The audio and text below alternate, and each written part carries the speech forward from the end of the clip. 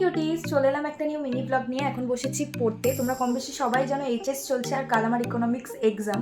তো তোমরা হয়তো ভাববে এক্সাম তো ভিডিও কেন স্টার্ট করেছি। আজ হচ্ছে আমাদের পাড়ায় শীতলা ও কালী মায়ের পুজো। পাড়ার পুজো বছরে একবার আসে, না গেলে মনটা খুব খারাপ লাগে।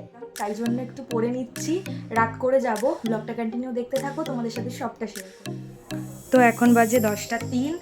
আমি ফাইনালি রেডি হয়ে নিয়েছি, এবার বের হব। এই যে এদিকে আমার বড়মশাই রেডি হচ্ছে।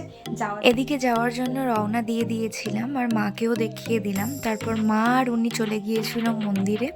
আনফর্চুনেটলি আমি যেতে পারিনি, তোমাদের সাথে সবটাই শেয়ার করছি।